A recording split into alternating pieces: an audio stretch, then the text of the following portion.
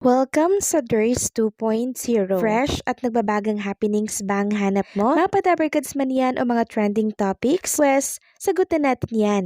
Kaya naman isubscribe nyo na ang ating channel para sa mga nagbabagang balita everyday.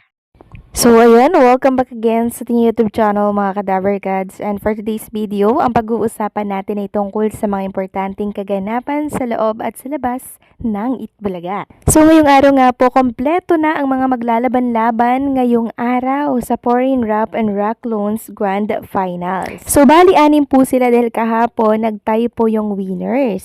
Sa anim na yan, sino kaya ang makakasama sa kanila sa grand concert? Sa tingin niyo mga Kadaverkads, sino kaya ang mananalo sa kanila mamaya? Samantalang, pag-usapan naman natin ang tungkol dito sa pinamigay po na papremyo ng Itbulaga by August 8, 2025. Talaga naman pong malaki pa rin ang pinapamigay ng Itbulaga kumpara po sa katapatan po nilang programa. Battle of the Noontime Big Cash Prizes as of Friday yan ha, August 8, 2025.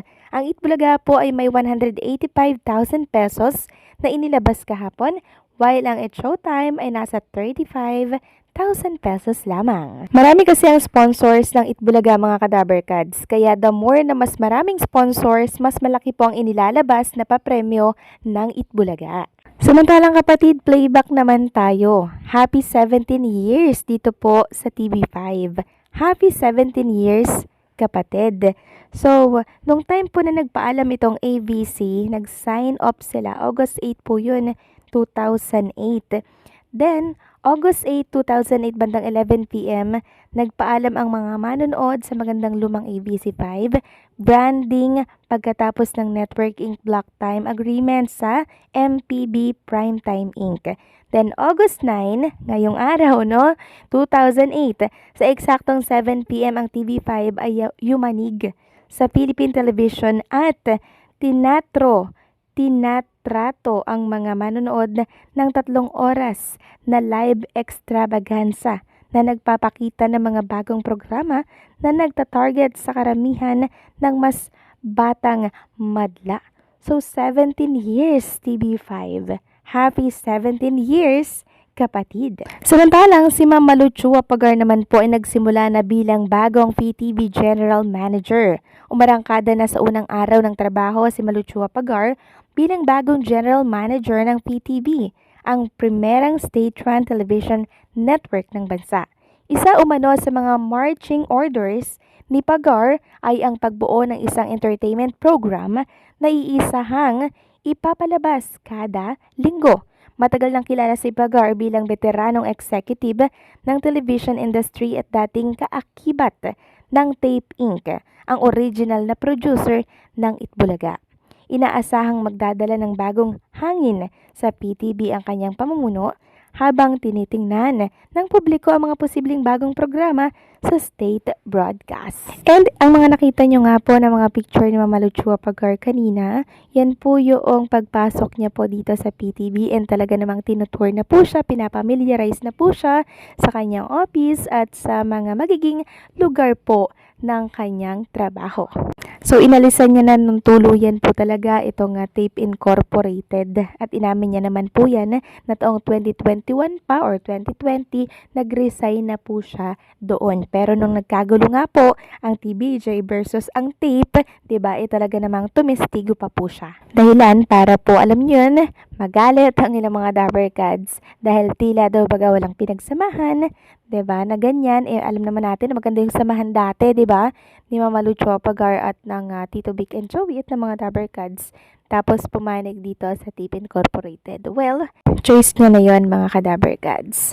Samantalang kakapasok lamang po na balita tungkol ito sa isang Itbulaga host na kung saan po mga Kadaverkads ay inalisan po pala siya or binawian ng project. Sayang mga Kadaverkads. Ito po yung pag-amin ni Queen Amber Torres at kung bakit wala siya dito po sa Itbulaga. Ano ba yung status niya dito sa Itbulaga, no? Ito po, meron siyang bagong statement. Sabi niya, Happy Saturday Amber Nation Worldwide and Daverkads. Ito nga po, para wala na po kayong haka-haka po. Ito po isa sa project na nawala po sa akin pero okay na po sa akin.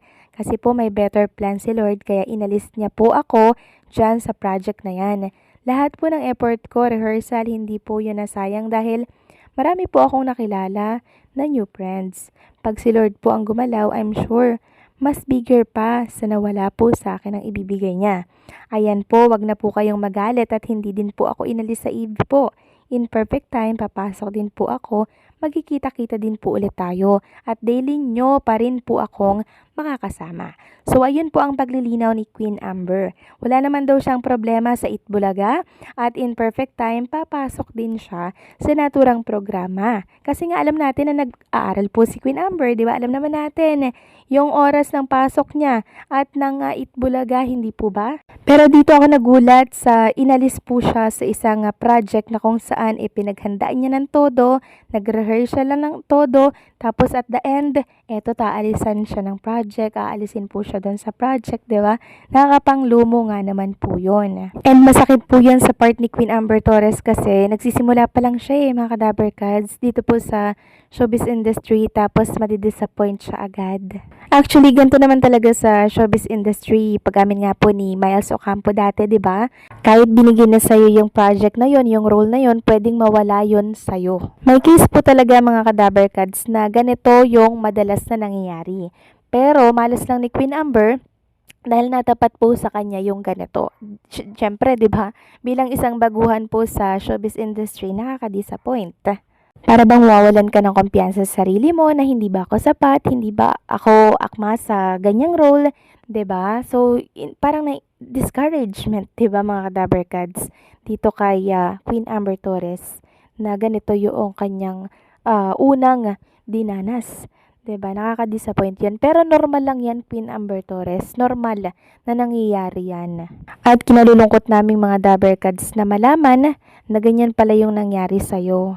At tama ka nga, pag may inalis, merong mas bongga na dadating, yung talagang blessing para sa'yo. And hindi mo naman kailangang ma-stress dyan sa project na inalis sa'yo dahil mas may better na ibibigay sa'yo si Lord.